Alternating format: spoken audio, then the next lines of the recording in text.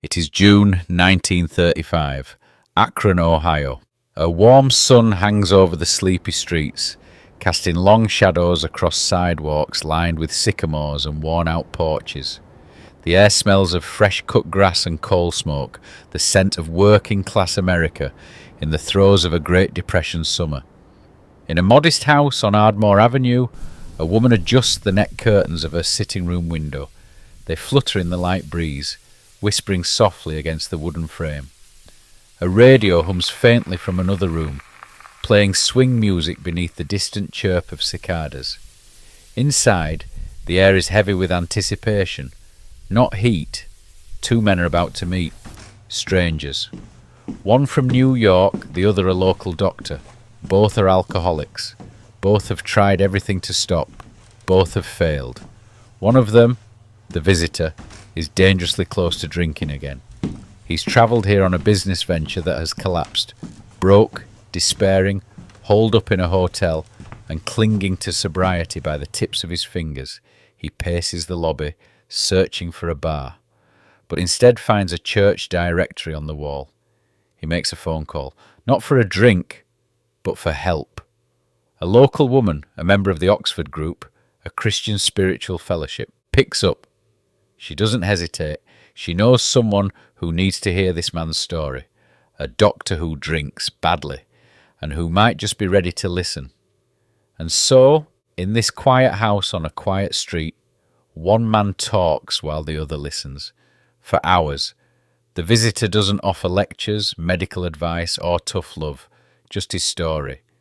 His powerlessness over alcohol, his shame, his wrecked career, his collapsing marriage, his failed attempts at quitting, his spiritual awakening. The strange and profound sense that something beyond him had reached out and lifted him out of the abyss. Not religion, necessarily, but something higher, something other. For the first time in years, the doctor doesn't feel judged. He feels understood. When the conversation ends, he knows something's changed. Neither of them knows it yet, but history has just pivoted, quietly, without ceremony. From this kitchen table, conversation will come a movement, not driven by profit or fame, but by the simple act of one alcoholic helping another. William Griffith Wilson was born in a small room above a bar on November 26, 1895, in East Dorset, a town so small it barely made a mark on the map. The kind of place where everyone knows your name, your parents' business, and whether or not you show up to church on Sunday. His family ran a hotel, the Mount Aeolus Inn, a once busy stopover for travellers coming through the Green Mountains. As a child, Bill would stare down from the upper floor windows and watch the carriages come and go. He was fascinated by motion, wheels turning, lives passing, change. Anything that hinted at escape. But escape wasn't easy. His home life began to unravel early. His father, a restless man with dreams bigger than his follow-through, abandoned the family when Bill was just 11. Not long after, his mother, a fiercely intelligent woman trained in osteopathic medicine, left as well, moving to Boston to pursue her career. She took his younger sister with her. Bill was left behind, handed over to his stern, emotionally distant grandparents. It was a betrayal he never fully recovered from. A quiet shame bloomed in his chest, the kind of shame that burrows deep, the kind that can't be explained in words. He grew up tall and gangly, always feeling like an outsider. His schoolmates mocked his tremors, possibly an early sign of a neurological disorder. But Bill had a mind like a scalpel. He devoured books on philosophy and war, becoming obsessed with stories of courage and strategy. He read Thomas Carlyle, Plato, and Nietzsche while still in high school, and he dreamed of greatness, not the kind you find in a report card, but the kind that left a mark on the world. Music was his refuge, especially the violin, and so was building things. At 16, he constructed his own boomerang. At 17, he built a working radio transmitter and made contact with someone across the country. His teachers whispered about how brilliant he was, but also how lost. He fell in love for the first time as a teenager, painfully, completely, And when the relationship ended, he spiraled.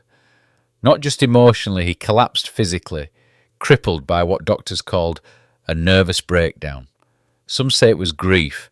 Others say it was the first visible sign of depression, which would shadow him for much of his adult life.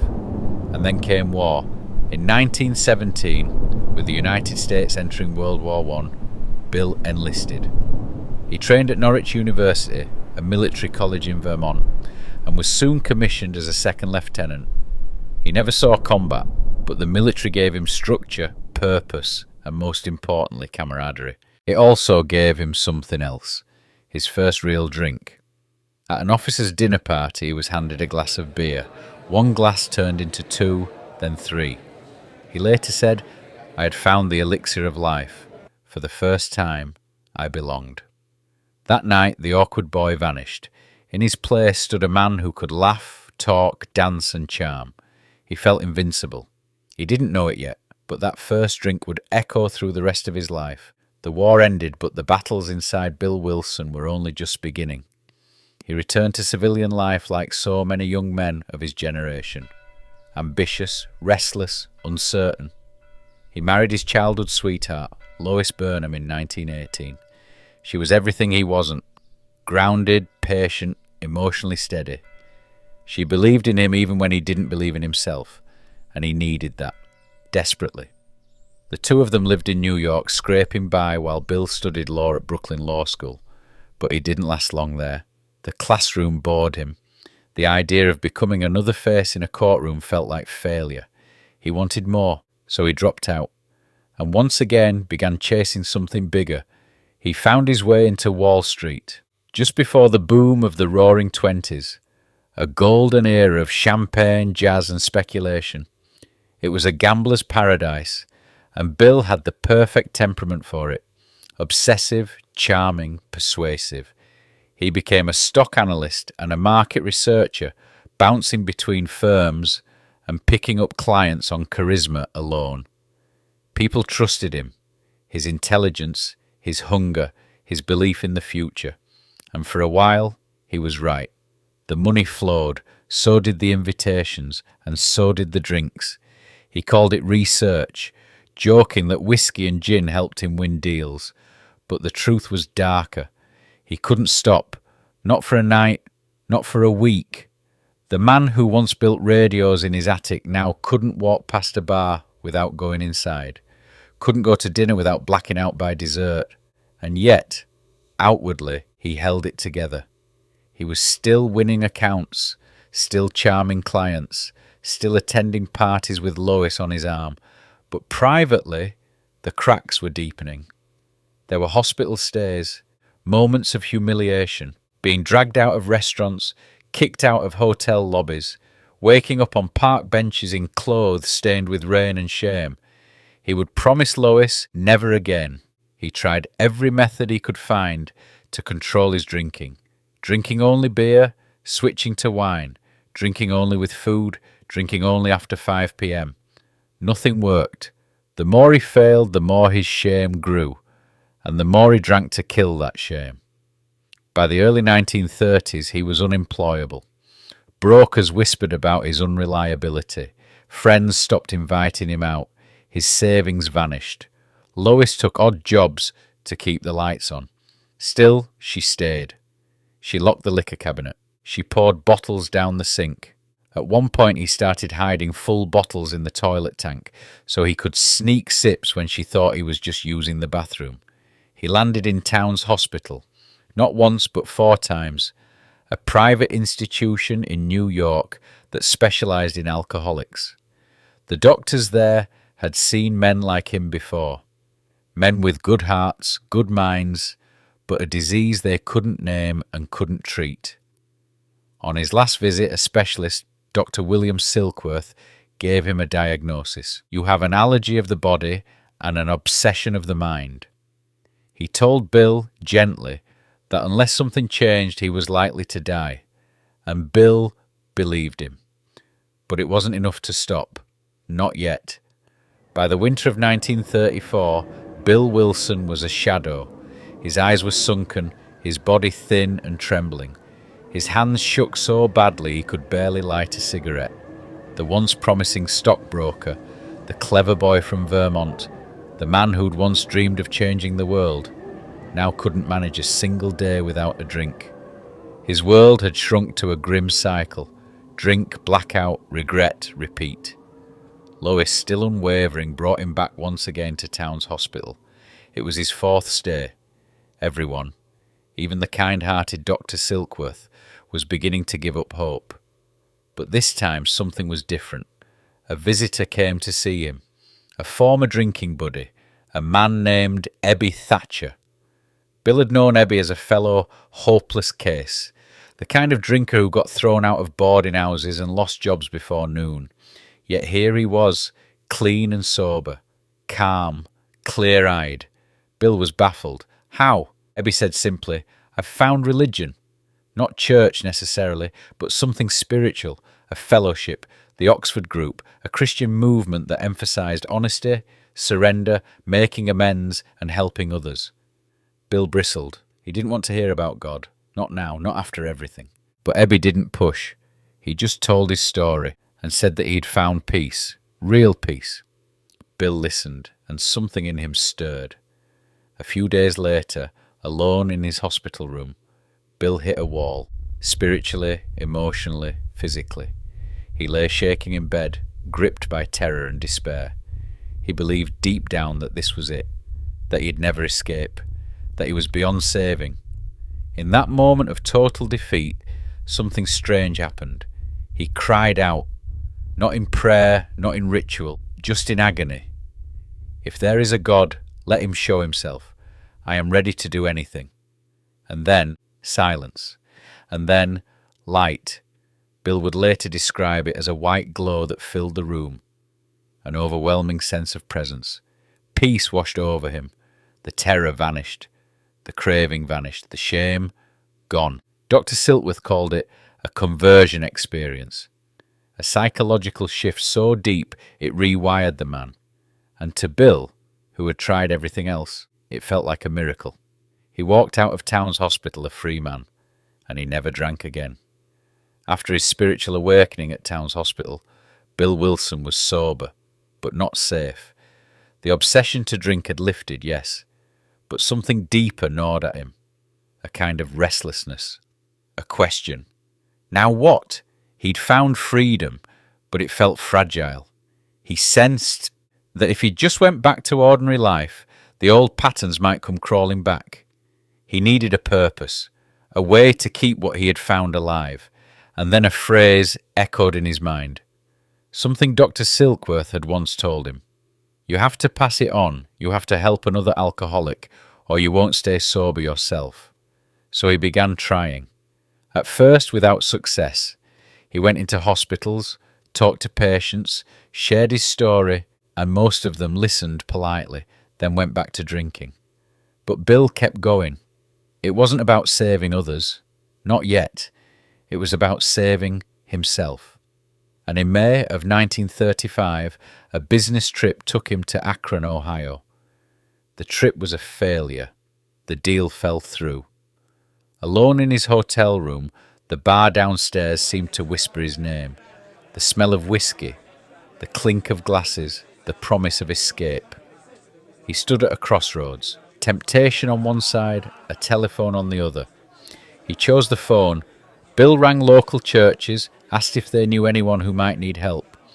One woman, Henrietta Seiberling, a member of the Oxford Group, said yes. She knew a man, a doctor, brilliant, respected, utterly enslaved by alcohol.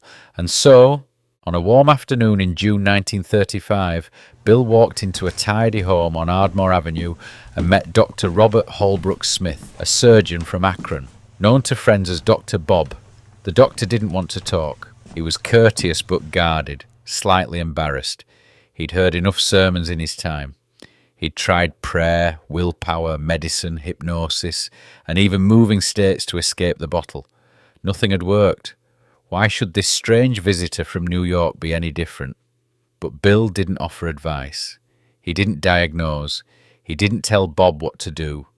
He simply told his story, his shame, his helplessness, his countless failures, and the peace that followed.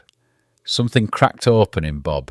Here was someone who understood, someone who spoke the same language, the language of addiction, fear, and loneliness. The two men ended up talking for 6 hours.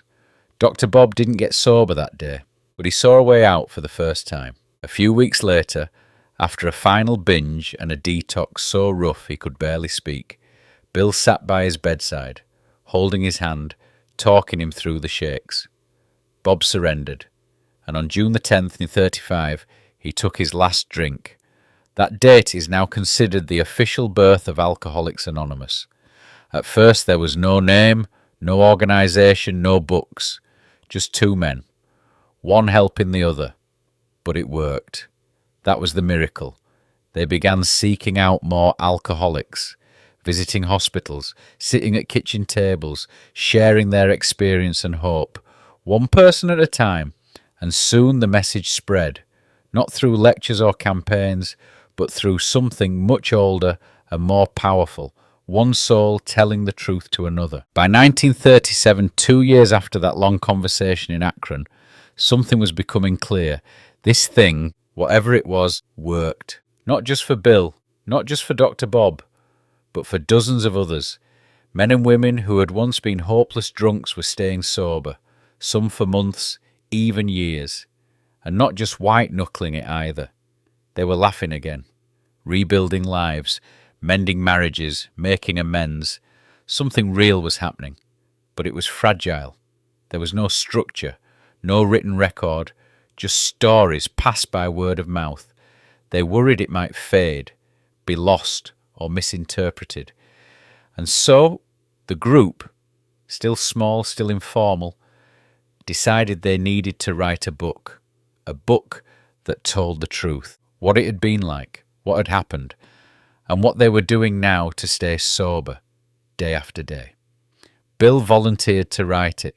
He holed up in a tiny office in New York City, sometimes writing at his kitchen table, other times pacing the floor, while Lois read over his shoulder.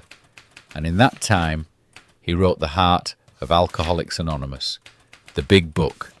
The book included stories, testimonials, medical insight, but most importantly, it included a clear plan of action, something Bill had never found in any religious pamphlet or treatment centre.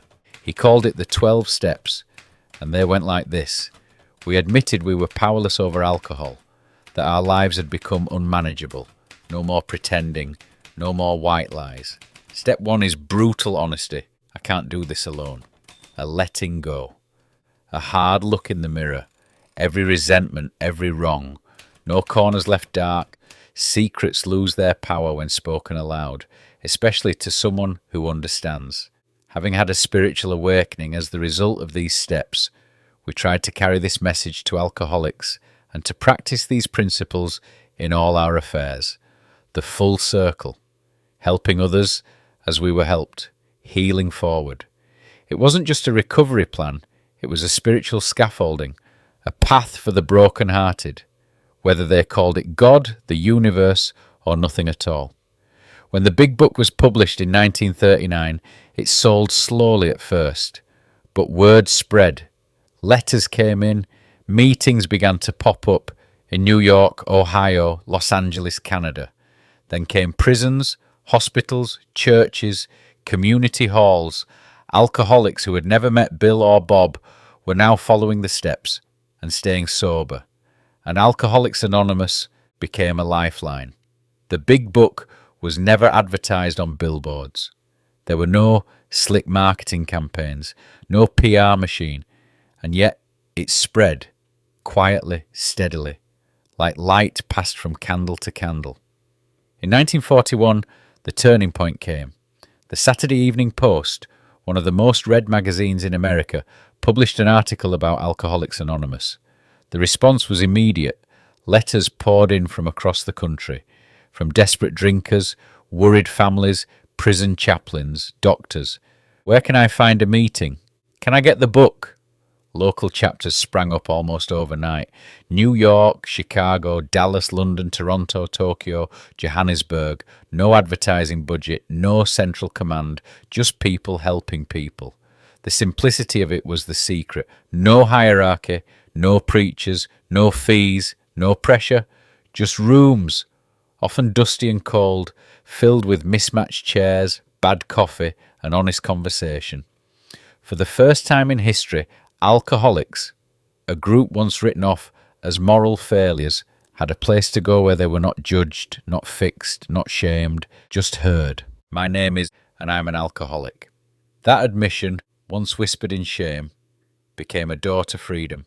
Bill Wilson never wanted to be a saint, and he certainly never claimed to be one. In fact, he spent much of his later life pushing back against people who tried to put him on a pedestal. "I'm just another drunk who got lucky," he'd say. He remained involved with AA into the 1960s, writing, speaking, quietly guiding the movement from behind the scenes. But he also wrestled with depression, doubt, and the human messiness of a life lived in the spotlight. He was a complicated man, sincere and flawed, visionary and stubborn. But he never stopped believing in the power of one alcoholic helping another. Not through force, but through shared pain, shared hope, and above all, humility. On January the 24th, 1971, Bill Wilson died in Miami, Florida, at the age of 75. His last words to Lois were simple and loving, and as per his wishes, there was no grand funeral. No monuments, no statues, just a quiet burial in East Dorset, Vermont, the same village where he was born, a few miles from the old inn and the old stone church. Today, the legacy of AA lives on in over 180 countries with millions of members. Meetings happen in churches, hospitals, community centres, on cruise ships, on military bases, and even inside prisons. And the format hasn't changed much. A chair, a coffee pot, a circle of people, and the quiet, radical act of telling the truth out loud. Somewhere tonight, right now, a man or woman will walk into their first AA meeting, shaking, scared, lost, and someone will look them in the eye and say, "You're not alone, we've been waiting for you." And that, more than any book, any theory, any tribute, is Bill Wilson's real legacy. He helped crack open a door, and the world walked through it.